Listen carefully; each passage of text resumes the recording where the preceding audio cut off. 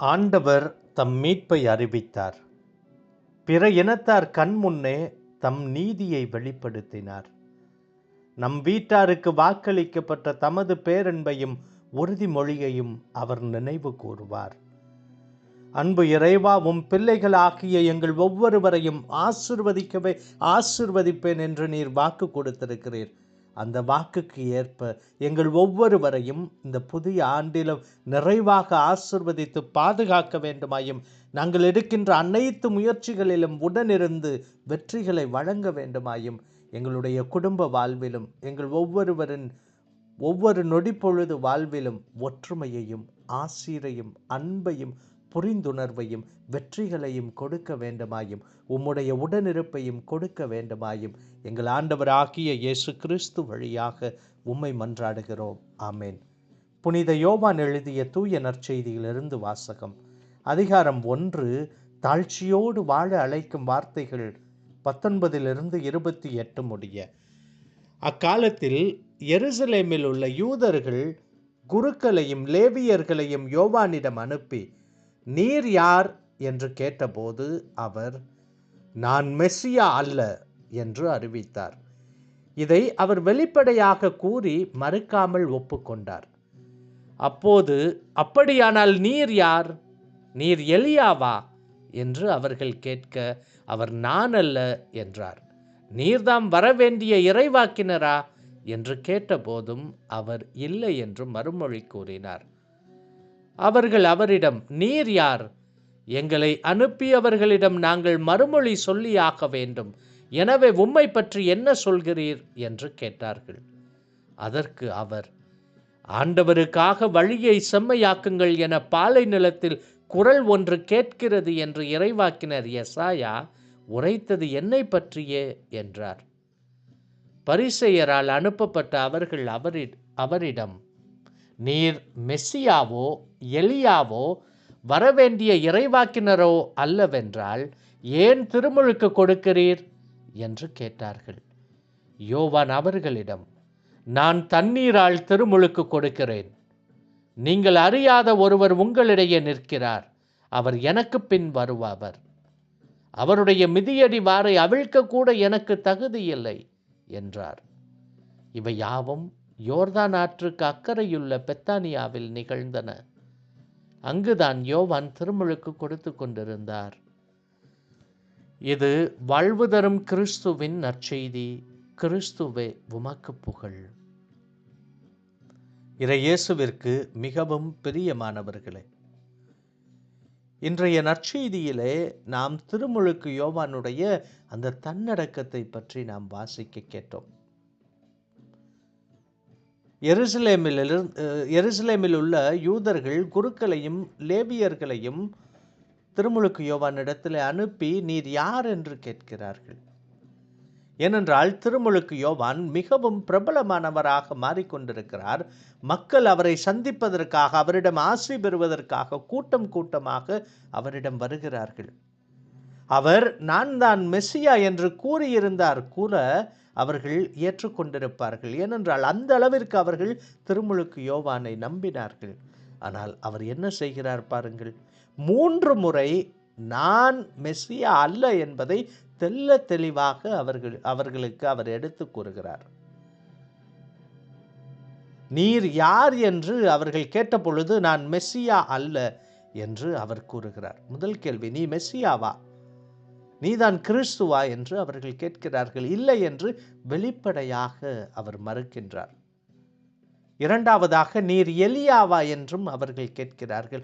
இல்லை என்று மறுக்கின்றார். மூன்றாவதாக, நீர் இறைவாக்கினரா என்று கேட்ட பொழுதும் இல்லை என்று அவர் மறுக்கின்றார்.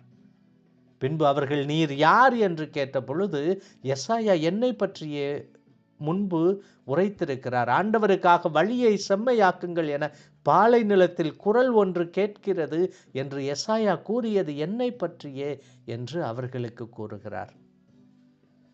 இவருடைய வார்த்தையை பாருங்கள். நான் வார்த்தை அல்ல, வெறும் குரல் என்றுதான் அவர் தன்னை குறித்து கூறுகின்றார். எனக்கு பின் ஒருவர் வருவார், அவருடைய மிதியடி வாரை அவிழ்க்க கூட எனக்கு தகுதி இல்லை என்று தன்னையே தாழ்த்துகிறார். என்ன ஒரு அற்புதமான தன்னடக்கம் பாருங்கள். இந்த தன்னடக்கத்தை பற்றி சிந்தித்த பொழுது அமெரிக்காவின் புனிதராக இருந்த ஜான் நியூமன் என்கின்ற புனிதருடைய வாழ்வு ஞாபகத்திற்கு வருகிறது. இவர் 1811ஆம் ஆண்டு செக் குடியரசில் பிறக்கின்றார். 1836ஆம் ஆண்டு அமெரிக்காவை நோக்கி செல்கின்றார். அங்கு குருவாகின்றார். அவரை நியூயார்க் மாநிலத்தில் இருக்கின்ற ஒரு காடுகளுக்கு அனுப்புகிறார்கள். அங்கே எந்த ஒரு திருச்சபையும் இல்லை. மக்கள் சிதறியிருந்தார்கள். ஜான் நியூமன் அங்கு பல தூரங்கள் நடந்தார். கால்நடையாகவே நடந்தார். குதிரையில் பயணித்தார். பனியிலும் மழையிலும் பல மைல்கள் சென்றார். அவர் 900 சதுர கிலோமீட்டர் பரப்பளவில் மக்களுக்கு சேவை செய்தார். ஆண்டவரை பற்றி எடுத்து கூறினார். ஆலயங்கள் கட்டினார். திருச்சபையை கட்டினார். பள்ளிகள் தொடங்கினார். ஏனென்றால் அவருடைய நம்பிக்கை கல்விதான் குழந்தைகளின் எதிர்காலம் என்பது. அவர் ஜெர்மன் மொழியிலே மறைக்கல்வியை முதல் முறையாக எழுதினார். ஏனென்றால் அங்கு இருந்த பல புலம்பெயர்ந்தவர்கள் ஜெர்மன் மொழி பேசினார்கள். அதன் பின்பு 1852ஆம் ஆண்டு ஃபிலாடெல்பியா என்கின்ற நகரத்திற்கு ஆயராக நியமிக்கப்படுகின்றார். அந்த காலத்திலே இது மிகப்பெரிய பதவி. இப்பொழுது கூட அப்படித்தான். ஆனால் ஜான் நியூமன் மாறவில்லை. அவர் அதே எளிமையோடு வாழ்ந்தார். ஒரு முறை ஒரு செல்வந்தர் இவரை வீட்டிற்கு உணவருந்த அழைக்கின்றார். எளிய உடையில் செல்கின்றார். இதை பார்த்த அங்கிருந்த காவலாளி, உனக்கெல்லாம் முன்பு இடமில்லை, வீட்டிற்கு பின் வாயிலாக நீ வா, உனக்கு நான் உணவு தருகிறேன் என்று கூறுகின்றார். அவர் எதுவுமே கூறாமல் அமைதியாக அப்படியே இருந்தார். பின்புதான் அவரை அழைத்து அந்த செல்வந்தர் அங்கு வந்து பார்க்கிறார். ஆயரே, என்னை மன்னித்து விடுங்கள், என்னுடைய பணியால் என்னவென்று நீங்கள் யார் என்றே தெரியாமல் இப்படி செய்துவிட்டான் என்று கூறுகின்றார். அப்பொழுது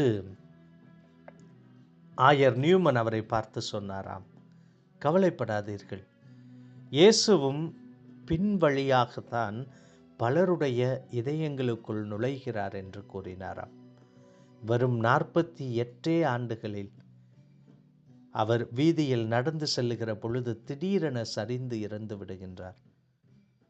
மக்களுக்காக சேவை செய்து அவருடைய உடல் தேய்ந்து போயிருந்தது. இயேசுவிற்கு மிகவும் பிரியமானவர்களே, இன்றைய நற்செய்தி வாசகம் திருமுழுக்கு யோவானுடைய தன்னடக்கத்தை பற்றி கூறுகிறது. இதோ இந்த நிகழ்வு புனித ஜான் நியூமனுடைய தன்னடக்கத்தை பற்றி கூறுகிறது. இதிலிருந்து நாம் கற்றுக்கொள்ளக்கூடிய பாடம் என்ன? முதலாவதாக இன்றைய நற்செய்தி நமக்கு கொடுக்கின்ற அழைப்பு, நாம் யார் என்பதை முதலிலே அறிந்து கொள்ள வேண்டும். திருமுழுக்கு யோவான் சொன்னார், நான் கிறிஸ்து அல்ல, நான் மெஸ்ஸியா அல்ல, நான் அவருடைய வெறும் குரல்தான் என்று அவர் கூறினார். இன்று நாம் ஒவ்வொருவருமே சோசியல் மீடியா மோகத்தில் இருக்கின்றோம். எல்லாருமே பிரபலமாக விரும்புகிறோம். ஆனால் நம்முடைய முதன்மையான பணி இயேசுவை முன்னிலைப்படுத்துவது, இயேசுவை சுட்டி காட்டுவதாக இருக்க வேண்டும். நம்மை முன்னிலைப்படுத்துவதாக இருக்கக்கூடாது. இரண்டாவதாக, தன்னடக்கம் என்பது பெருமையை விட பெரியது.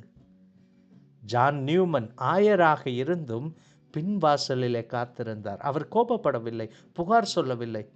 இயேசு சொன்னதை போல, என்னை பின்பற்றவன் தன்னையே முற்றிலுமாக இழக்க வேண்டும், தன் சிலுவையை சுமந்து கொண்டு என்னை பின்பற்ற வேண்டும் என்று கூறினார். அதே போல நாமும் தன்னடக்கத்தோடு நம்மை பற்றிய பெருமையாக தம்பட்டம் அடிக்காமல் வாழ இந்த நாள் நமக்கு அழைப்பு விடுகிறது. மூன்றாவதாக, நம்முடைய வாழ்க்கையே ஒரு செய்தியாக மாற வேண்டும். திருமுழுக்கு யோவான் பாலை நிலத்திலே கூவினார் மக்களுடைய மனமாற்றத்திற்காக. நியூமன் காடுகளிலே நடந்த ஆண்டவருடைய செய்தியை கொடுப்பதற்காக. இருவரும் வார்த்தைகளால் மட்டுமல்ல, வாழ்க்கையால் அவர்கள் சாட்சியாக திகழ்ந்தார்கள். நாமும் நம்முடைய நல் வாழ்க்கை வாயிலாக, நம்முடைய அன்பு வாயிலாக பிறருக்கு கிறிஸ்தவர்களாக, நல்ல கிறிஸ்தவ சாட்சிகளாக மாற வேண்டும். இன்று கடவுள் நம் ஒவ்வொருவரையும் பார்த்து கேட்கின்றார், நீ யார்? நமது பதில் என்னவாக இருக்கும்? நான் கடவுளின் குரல், நான் இயேசுவே உம்மை உலகுக்கு சுட்டுக்காட்ட வந்தவன், நான் பெரியவன் அல்ல. என்று நாம் கூற தயாராக இருக்கிறோமா? திருமுழுக்கு யோவானைப் போல, புனித ஜான் நியூமனைப் போல நாமும் தன்னடக்கத்தோடு ஆண்டவருடைய பணியை செய்வோம், பிறருக்கு உதவுவோம், பெருமையை விட்டுவிடுவோம், இயேசுவையே முதன்மையாக உயர்த்துவோம், ஆசீர் பெறுவோம். ஆமென்.